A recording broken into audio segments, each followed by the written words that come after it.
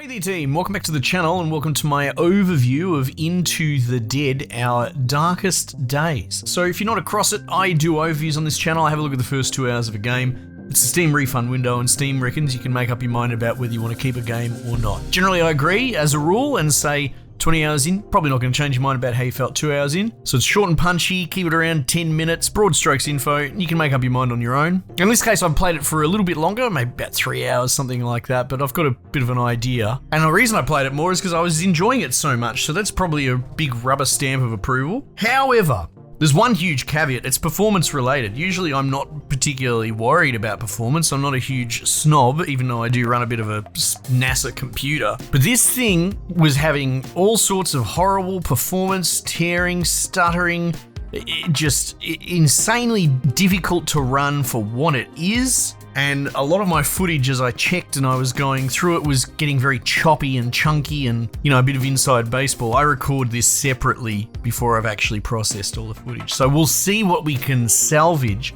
And if I had to guess, I'd say that the dev is heavily outsourcing a lot into an adaptive upscaler going off of the options. And I feel like the stuttering might be it trying to essentially adapt and change, but this is all speculative. In the end, I ended up turning it way down. You know, I can run up to 4K and I often do, but I turned it right down to 1080p low, so absolute basically dog shit quality. And then I got solid frames and performance and all that. So yeah, this is a pretty condemning case, even for early access. The performance is terrible. However, what's here as a game, as a concept, it's very cool. I really like it and I'm very excited to see where it goes. I suppose the back of the box blurb would be, this is a This War of Mine like. It draws very heavy inspiration from that whole loop, which is crazy when you think about it because that's not really something that's super exploited or explored. Ravenous Devils comes to mind as something kind of close, but even then that's more of a managing a shop front. And by the way, you should check that game out, it's excellent. It's only like cheap as anything.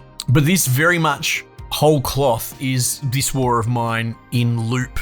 In that you have like a base that's side on ant farm, you have survivors in there, you have to manage their needs in a sort of turn-based, you know, 2 blocks per day and night, and you can send them out to scavenge, and in that instance you play in a more sort of real-time, I suppose you could say, looting simulator straight out of This War of Mine. Obviously you're not stuck in a war zone as poor displaced civilians, and this is dealing with a zombie apocalypse, but the fundamentals carry across perfectly. It's hard to say how much legs is in the product at the moment. It is obviously early access. The setup being that you kind of pick a pair of survivors and there's a bunch of different ones with backstories and interesting perks, you know, pros and cons that relate back to the little snippet of backstory that they share. You know, some of them are forced together under happenstance, like I played a grumbly old coach with a young teen athlete dude and they're trying to make the most of it in the apocalypse. There was a rodeo guy that met his missus and she's up the duff as well, and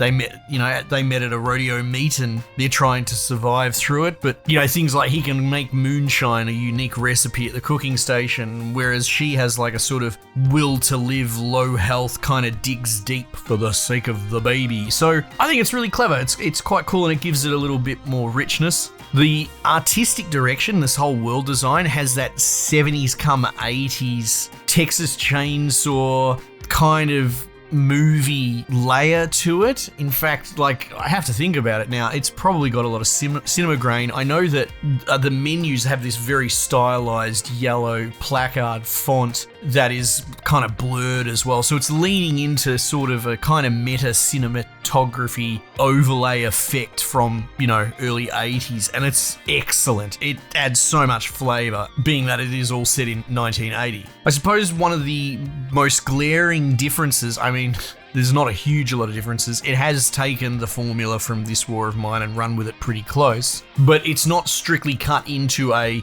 build at home phase and a go out scavenging phase. In fact, you can skip scavenging entirely. I suppose you could do it in This War of Mine, but you just wouldn't because of the economy. In this, they have to queue up jobs to execute them, so it's a little bit more kind of turn-based and it's segmented. I know I'm drawing a lot of examples to this War of Mine. If you've never played it, you should. It's an excellent game. And if you clicked on this because you're interested, well, you're probably interested in that. But you will have like a little day timer in this War of Mine in your base, and you can control your dudes in real time, and they will take time to complete tasks. In this, it's more that you slot them for the task, whether they're going to build a workstation or, work out a workstation. Maybe they're going to cook meals or whatever.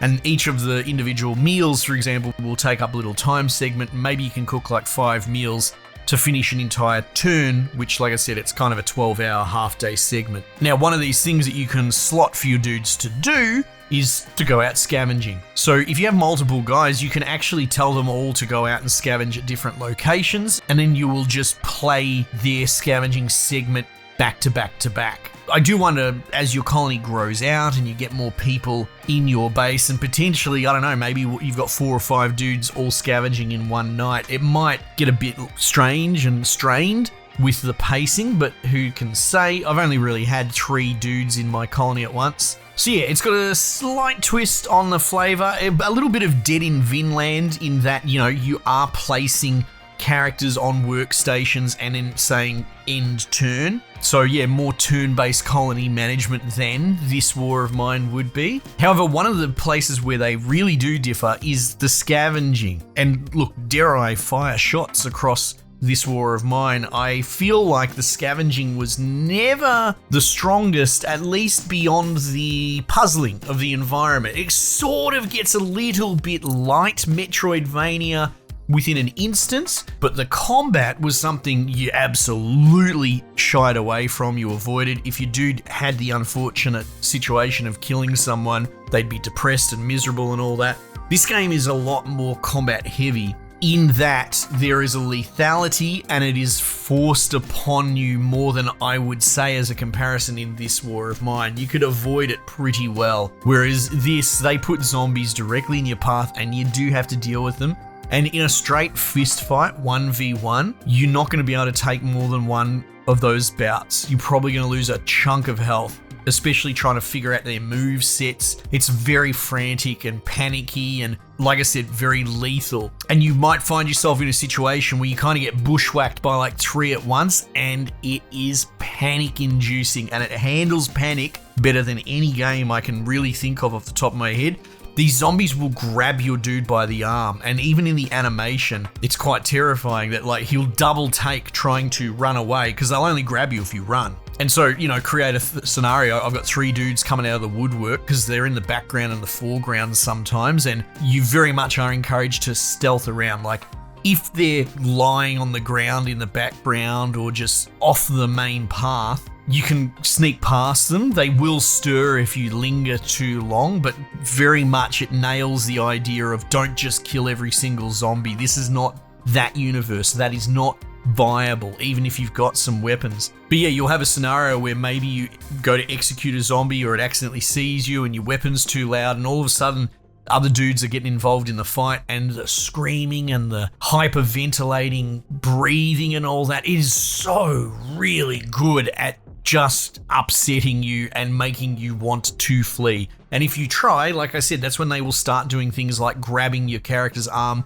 and he will have a double take and go, oh my god, my arm's grabbed, and you have to try and minigame spacebar slam to get out of it. And generally speaking, they kind of hit like a truck. It only takes a couple of hits before your dude's done. I made the mistake of thinking an animation would save me. Like, I went into an execute animation on one, the other one just kept beating the shit out of me. That might seem a little bit unfair, sure, but again, it's all lethal. And I would argue, even if it's a sort of behavioral gamer moment that I've been conditioned into doing, which is kind of buying iframes out of locking myself into a kill animation, the game kind of punishes me for exploiting in that way. So yeah, flight over fight pretty much wins every time, and if you can get like a surprise execution or sneak past, you can hide in the foreground, the background, that sort of thing, then you're going to take it. You can throw bottles to distract them.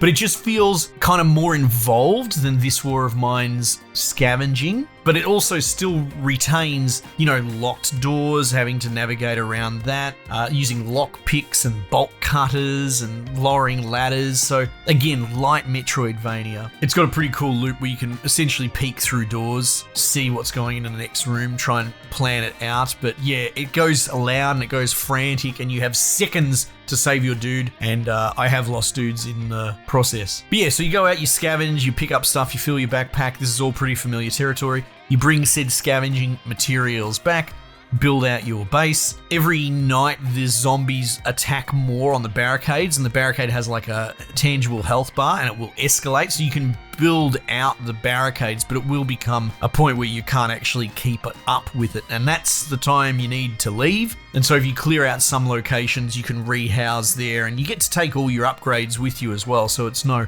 major loss. So there is internal progress, but it's all very tricky and tough. Managing your characters' idiosyncrasies and their little widgets, like if they get too tired. The meter is lesser like a health bar explicitly. I mean, their health bar is different, but like their hunger, morale meters, and more that when it gets so low, it will trigger a state effect, like, they need to sleep to get rid of it, otherwise they'll keep losing more and more, compounding losses. So kind of status bar management and juggling that. But look, all in all, excellent to see. This War of Mine is a fantastic game that I played tons of. And it's good to see another run at that kind of genre, because it's its own thing, whilst being a totally different setting, this zombie thing, and having an inspired artistic direction, the 80s horror movie kind of vibe. It's not really something you see terribly often. But yes, don't forget, the performance is really, really terrible, and I do sort of caution, maybe watch for other reviews to come out, because like I said, I'm running on a monster rig, and the only way I could get this to behave was at 1080p on low. Now, who's to say that maybe it just runs really well at that setting on everything? I don't know. Or maybe if you have a lower end rig, it won't even run that. It's hard to tell, so buyer beware with regards to that. But at the very least, wishlist this, keep an eye on it. This is really, really cool. And I'm holding off playing more because I want to see what happens when they patch it and update it a bit more. Anyway, team, might just leave it there for the time being, and I'll catch you guys on the next one.